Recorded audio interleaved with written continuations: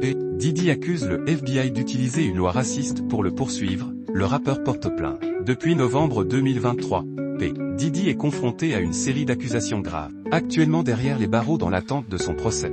Entre autres, pour trafic sexuel, agression sexuelle et crime organisé.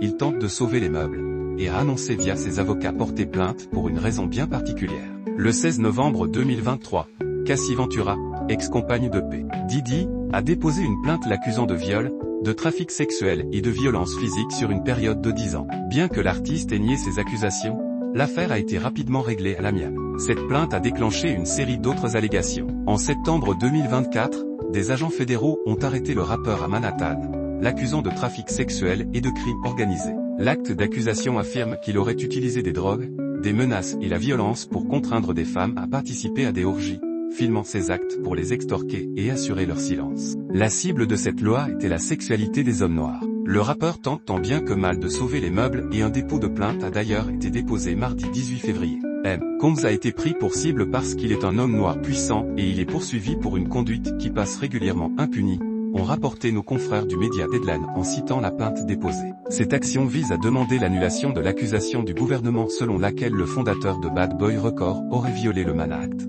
officiellement connu sous le nom de Wrexham Traffic Act. Ses avocats des cabinets Shapiro, Arato Back et Anifilo Intraté ont estimé que cette loi était utilisée à des fins discriminatoires par le bureau du procureur des États-Unis pour le district sud de New York, contre l'interprète de All About Benjamin, en raison de sa race, a-t-on pu lire. Ce qui était raciste à son origine l'a souvent été dans son application, peut-on lire dans le mémorandum juridique de 13 pages déposé en soutien à une requête visant à faire annuler le troisième chef de l'acte d'accusation. La cible de cette loi était la sexualité des hommes noirs, et de Jack Johnson à Chuck Berry, les poursuites les plus notoires où cette loi ont visé des hommes noirs célèbres accusés de comportements sexuels déviants.